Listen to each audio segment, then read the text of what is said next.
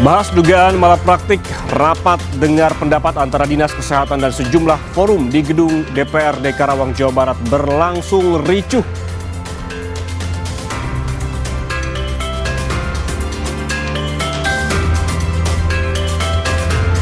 Korban keracunan MBG di Seram bagian barat Maluku bertambah hingga mencapai 128 orang. Pemkab menetapkan kasus ini sebagai kejadian luar biasa.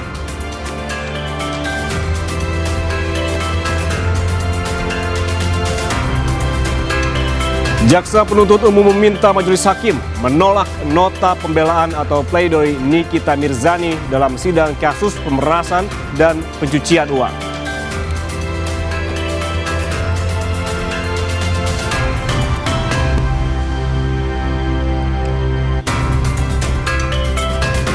Halo, apa kabar saudara? Selain 3 sorotan utama tadi, sejumlah informasi penting dari berbagai penjuru tanah air akan kami hadirkan untuk Anda selama 30 menit ke depan.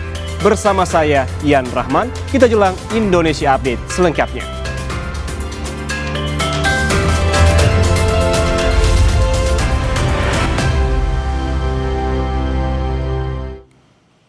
Informasi pertama saudara, hujan disertai puting beliung melanda Klaten dan sekitarnya. Akibatnya 19 rumah rusak.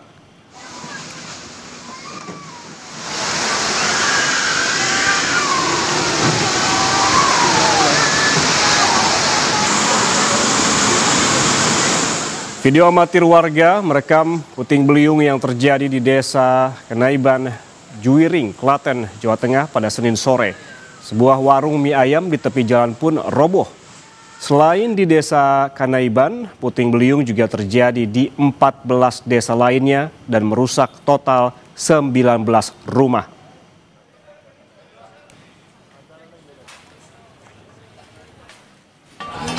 Dari kejadian tersebut, mereka sampaikan mengakibatkan kerusakan rumah. Ada 19 rumah rusak ringan, kemudian 1 rusak berat milik Ibu Sunarmi. Dan kondisi mungkin kemarin juga dia kejatuhan genteng, tapi hanya mengalami luka ringan, kemudian dibawa ke puskesmas dan rawat jalan. Informasi lain saudara, penertiban bangunan liar di sepanjang bantaran Kali Sekunder, Kabupaten Bekasi, Jawa Barat ricuh. Warga menolak penertiban karena tidak diberikan kompensasi.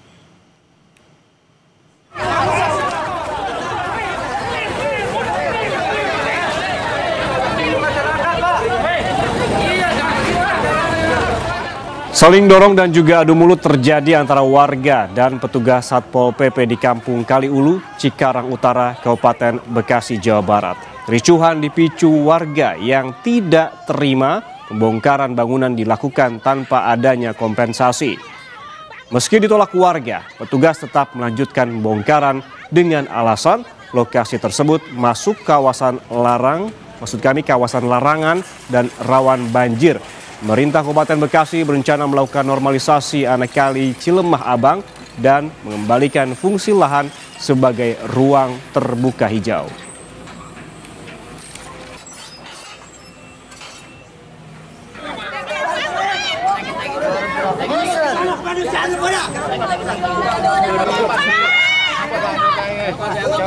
Sementara di tengah proses pembongkaran, seorang ibu histeris hingga jatuh pingsan. Ia diduga tak kuasa menahan emosi dan juga kelelahan saat berusaha mempertahankan rumahnya. Ibu tersebut kemudian dievakuasi ke mobil ambulans untuk mendapatkan pertolongan medis. Pembongkaran bangunan liar dilakukan di 3 desa, yaitu Desa Waluya, Desa Karang Raharja, dan Desa Karang Asih, Kecamatan Cikarang Utara. Sekitar 400 bangunan liar ditertibkan petugas.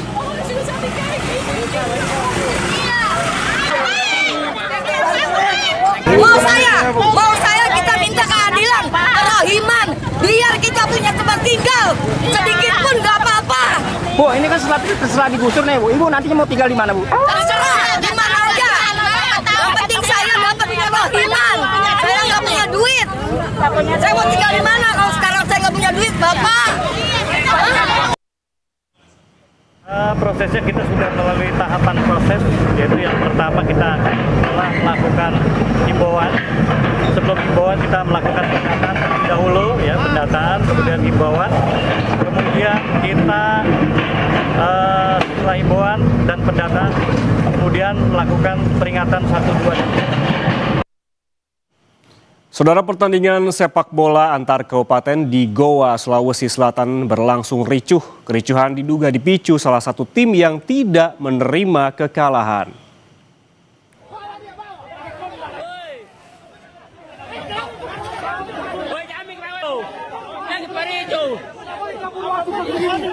Kericuhan terjadi antara penonton sepak bola dan wasit di tengah lapangan Syekh Yusuf, Goa, Sulawesi Selatan.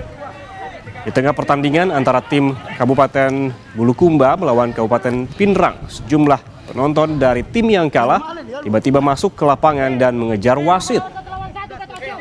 Dua penonton yang diduga sebagai provokator ini ditangkap petugas. Satu tim dari Kabupaten Pinrang terpaksa didiskualifikasi karena dianggap sebagai penyebab kericuhan.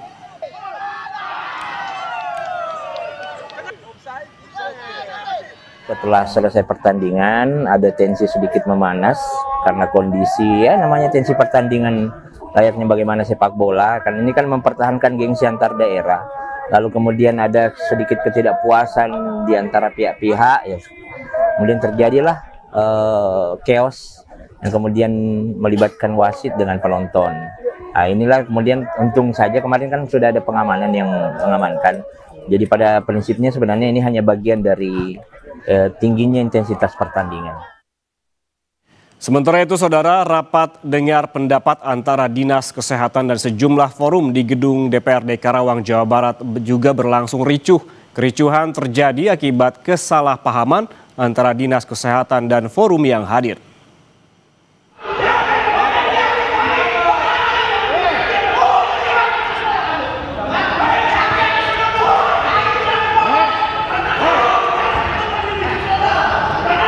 Saudara, peserta rapat yang berasal dari sejumlah forum tiba-tiba menghampiri meja Kepala Dinas Kesehatan Kabupaten Karawang dan terus meneriakan makian. Sejumlah anggota DPRD Kabupaten Karawang berusaha melerai, namun peserta terus mengejar Kepala Dinas hingga RDP terpaksa ditunda. Rapat ini membahas dugaan malapraktik yang terjadi di Rumah Sakit Astien Rengas Dengklok.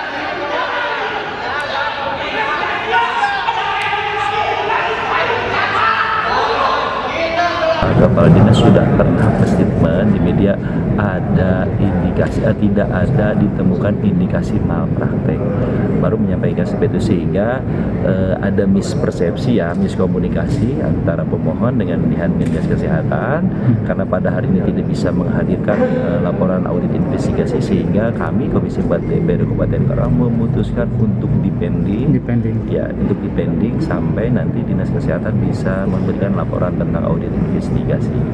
Komite Medik sudah mengadakan audit hari tanggal 14 mengeluarkan secara umum prosedural sesuai dengan prosedural, baik terutama di indikasi maupun prosedur operasi. Cuman terus terang kelemahan tadi kita juga tadi bahas secara umum, yang kurang atau minim atau perlu diperbaiki adalah masalah komunikasi di inform konsen maupun pasien setelah pulang. Informasi selanjutnya datang dari selebritas sekaligus terdakwa kasus merasan dan pencucian uang Nikita Mirzani yang kembali disidang. Jaksa penuntut umum meminta majelis hakim untuk menolak nota pembelaan atau pleidoy Nikita Mirzani. Masih banyak dukungan kan Niki dari masyarakat. Pengadilan Negeri Jakarta Selatan kembali menggelar sidang kasus dugaan pemerasan dan tindak pidana pencucian uang dengan terdakwa Nikita Mirzani pada hari Senin. Sidang beragendakan pembacaan replik atau jawaban jaksa atas pledoi atau nota pembelaan terdakwa. Replik dibacakan bergantian oleh 3 jaksa. Jaksa menilai pledoi Nikita tidak konsisten dan disusun tidak sesuai fakta persidangan. Kepada majelis hakim, jaksa meminta agar pledoi terdakwa ditolak dan mengabulkan tuntutan mereka agar menjatuhkan 11 tahun penjara dan denda 2 miliar rupiah kepada terdakwa. 1. Menolak nota pembelaan atau pledoi atas nama terdakwa Nikita Mirzani. 2. Nota pembelaan atau dalil tersebut tidak memiliki alasan hukum dan harus dikesampingkan. 3. Memutus perkara ini sebagai berikut. 1. Menyatakan terdakwa Nikita Mirzani telah terbukti secara sadar meyakinkan bersalah melakukan tindak pidana. Sementara itu, usai sidang, Nikita Mirzani menanggapi santai replik yang disampaikan jaksa. Nikita mengaku tetap pada pendiriannya dalam pledoi jika jaksa telah mengubah pasal yang didakwakan. Pasal memang dirubah kan, dari Polda kan 368, 27A, ayat 1. Nah, dituntutan di dakwaan jadi 369, 27B, ayat 2. Kan tidak ada yang pernah di BAP ayat-ayat itu, adanya ayat-ayat cinta. Sebelumnya dalam sidang di Pengadilan Negeri Jakarta Selatan dengan agenda pembacaan pledoi atau nota pembelaan Kamis lalu, Nikita sengaja tampil sopan dan memilih gaya busana Putri Firaun. Dalam persidangan ini, Nikita melalui kuasa hukumnya menolak dakwaan dan tuntutan JPU karena dianggapnya tidak sesuai dengan fakta. Bongga Wangga, Kompas TV, Jakarta.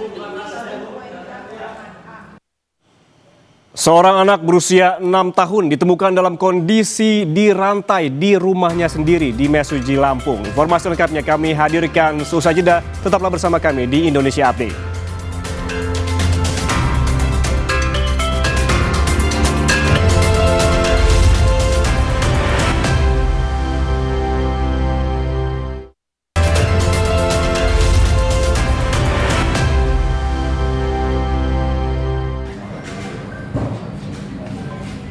Program BLT Kesejahteraan Rakyat mulai disalurkan per hari Senin 20 Oktober 2025. Penyaluran dilakukan salah satunya melalui PT Pos Indonesia. Namun terpantau di beberapa kantor belum ada agenda pencairan BLT. Seperti di kantor Pos Cabang Blora, Jawa Tengah. Kepala kantor Pos Cabang Blora bilang belum mengetahui kapan pencairan BLT akan dimulai. Saat ini teknis pencairan BLT masih dibahas di tingkat pusat. Di Blora ada sebanyak 9.800 penerima BLT yang akan dilayani melalui kantor pos. Terkait penyaluran bansos, di mana sudah disebutkan akan disalurkan melalui PT Pos dan juga Himbara. Sampai saat ini kami belum menerima instruksi terkait penyaluran bansos tersebut, yang mungkin dalam beberapa hari ini dan ke depan sedang ada koordinasi terkait penyalurannya rencananya, dan untuk penyalurannya nanti akan segera kami update lebih dalam lagi sambil menunggu instruksi dari pusat kami. Sementara itu di Bali, pencarian BLT Kesra di PT Pos Indonesia Cabang Utama Denpasar juga belum dilaksanakan. Penyaluran belum dapat dilaksanakan karena masih menunggu instruksi lanjutan secara tertulis maupun administratif dari pusat. Hingga kini, pelimpahan dana juga belum masuk ke rekening PT Pos Indonesia. Ini kita baru mendapatkan informasi memang PT Pos Indonesia salah satu yang diminta oleh pemerintah pusat untuk menyalurkan bantuan tersebut. Tapi untuk instruksi lebih lanjutnya, saat ini kita masih menunggu dari pihak kantor pusat untuk langkah selanjutnya. Saat ini kami baru diminta untuk melakukan persiapan secara internal dan belum bisa berkoordinasi dengan pihak eksternal karena memang dari pihak pusat belum ada instruksi secara tertulis ataupun standing instruction pelimpahan dananya juga belum masuk ke PT Pos Indonesia. Sebelumnya, pemerintah mengumumkan adanya BLT tambahan berupa BLT Kesra, di mana setiap penerima manfaat akan mendapatkan uang sebesar Rp300.000 per bulan dalam 3 bulan, Oktober, November, dan Desember. Sehingga total yang didapatkan penerima manfaat sebesar Rp900.000. BLT tambahan ini menyasar lebih dari 35 juta kepala keluarga. Pencairan dapat dilakukan di kantor pos dan Bank Himbara. Tim Liputan Kompas TV. Saudara, pemerintah pusat menggelontorkan 30 triliun bantuan langsung tunai kepada lebih dari 30 juta penerima. Menteri Sosial mengungkap peran data tunggal sosial ekonomi yang dijadikan pedoman data bagi seluruh kementerian. Lalu bagaimana Kementerian Sosial memastikan BLT tepat sasaran? Berikut cuplikan wawancara jurnalis Kompas TV Adisti Larasati bersama Menteri Sosial Saifullah Yusuf dalam program On Point with Adisti. Oktober 2025 kick-off-nya BLT. Kemarin Pak Menteri Keuangan, Pak Purbaya sudah mengatakan kita gelontorkan ada 30 triliun ya untuk kalau tidak salah lebih dari 30 juta penerima BLT. Nah, kalau dari Mensos sendiri, dari Kementerian Sosial, bagaimana ini soal BLT ini nantinya supaya kini tepat sasaran lah ibaratnya ini kan. Kementerian Sosial saja misalnya ya, dulu punya data sendiri namanya DTKS, ini jadi pedoman untuk mengintervensi program atau untuk menyalurkan bansos. Ya, datanya bisa diolah-olah sendiri, ya kan? Oleh karena itu kemudian bisa jadi ada conflict of interest. Ujungnya nanti tepuk tangan sendiri. Maka kata Presiden itu stop. Dikeluarkan Inpres nomor 4 tahun 2025. Jadi semua kementerian dan lembaga pemerintah daerah diwajibkan untuk berpedoman kepada DTSEN yang dikelola oleh BPS ini. Sementara tugas kementerian, pemerintah daerah dan lain-lain membantu pemutakhiran. Memang belum semua di tahun ini bisa kita cross check, tapi setidak-tidaknya sudah ada 12 juta lebih yang kita ground check. Hasilnya memang kita melihat suatu kenyataan di mana ada 1.900.000 lebih yang dinyatakan tidak memenuhi kriteria lagi untuk menerima bansos. Soal BLT ini kan soal uang lah ya, Gus. Kita berharap sih tidak adalah kasus-kasus semacam penyelewengan. Bagaimana Anda bisa memastikan tidak ada penyelewengan di bawah kepemimpinan Anda sebagai Menteri Sosial Saifullah Yusuf? Pertama, bantuan. Saudara, jangan lupa untuk menyaksikan wawancara lengkapnya dalam program On Point with Adisila Rasati hanya di YouTube Kompas TV. Dan kita beralih ke informasi lain, saudara. Korban keracunan MBG di Seram bagian barat Maluku bertambah hingga mencapai 128 orang. Pemkab menetapkan kasus ini sebagai kejadian luar biasa.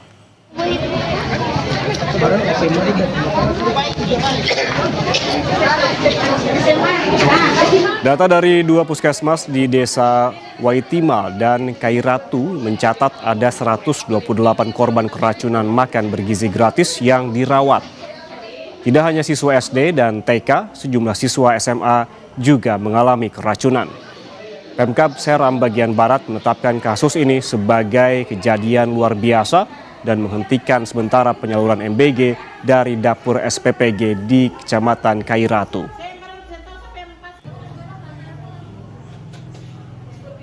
Kejadian luar biasa yaitu kita punya siswa-siswi ini terjadi keracunan makanan, dan hari ini jumlahnya cukup banyak.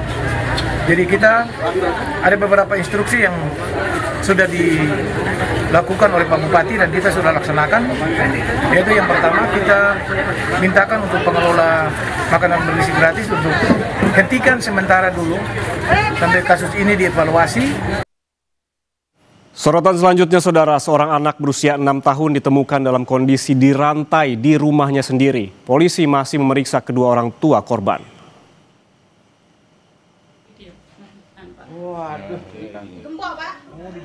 Anak perempuan berinisial S ditemukan duduk seorang diri dengan kondisi kaki dirantai di dinding rumah oleh tetangganya.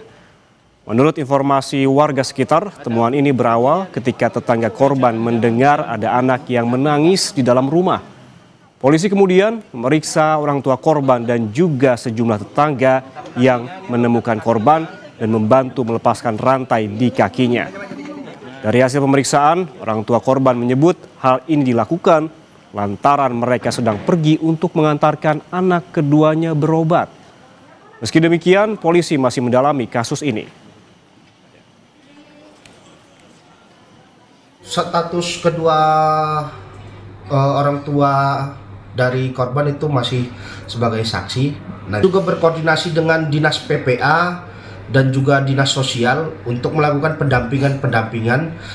Untuk anak itu kita sudah menawarkan dan bahkan juga dari Dinas Sosial sudah menawarkan tempat, tetapi anak tersebut nangis-nangis ingin ikut dengan ibunya. Jadi diketahui dan juga diantarkan juga oleh Dinas PPA, kita kembalikan ke rumah kerabat kedua orang tua korban. Selesai jeda, Indonesia Update akan kembali dengan informasi sebuah pohon berukuran besar tumbang hingga menutup badan jalan Kaliabang Tengah, Bekasi Utara, Bekasi, Jawa Barat.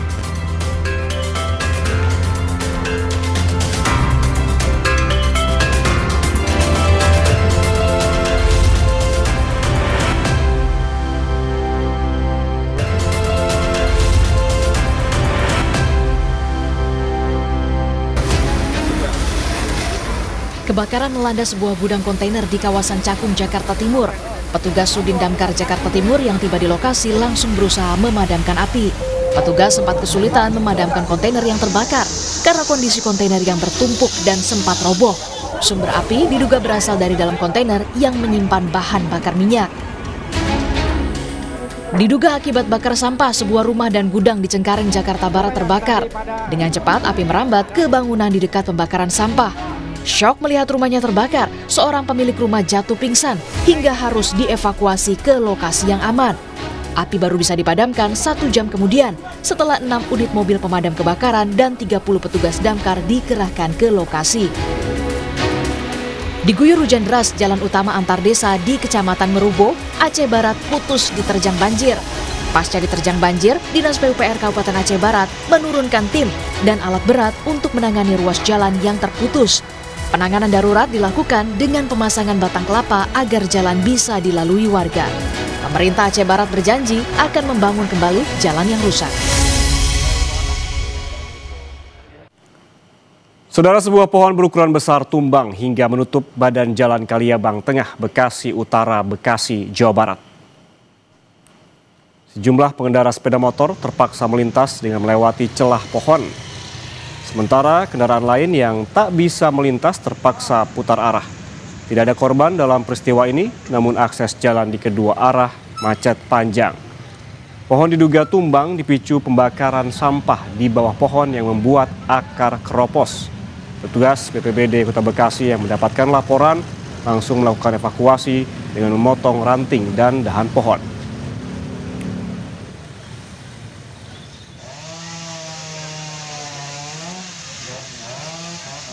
Unjuk rasa puluhan warga Gunung Putri di kantor BPN Kabupaten Bogor, Jawa Barat diwarnai aksi bakar poster dan lempar telur busuk pada Selasa siang. Masa kesal lantaran upaya mediasi sengketa lahan mereka justru dipingpong oleh regional BPN. Jelas. Sedangkan sudah jelas-jelas di sana. Sambil membakar poster berisi tuntutan dan kecaman, puluhan pemuda warga Gunung Putri melempari telur busuk di gerbang kantor ATR BPN Cibinong, Kabupaten Bogor pada Selasa siang. Mereka kesal karena upaya mediasi justru dipingpong pejabat regional BPN Cibinong dan Cilengsi. Unjuk rasa digelar menyusul maraknya kasus penyerobotan lahan di wilayah Kabupaten Bogor yang menguntungkan pengusaha. Sementara itu, pihak BPN menyebut penanganan sengketa lahan di Gunung Putri merupakan tanggung jawab BPN Regional 2 Cilengsi. Ada kantornya pun di mana nggak jelas. Informasi tadi sekaligus mengakhiri Indonesia Update hari ini. Jangan lupa untuk selalu memperbarui informasi Anda hanya di Kompas TV, independen, terpercaya. Saya Ian Rahman pamit undur diri. Terima kasih. Sampai jumpa.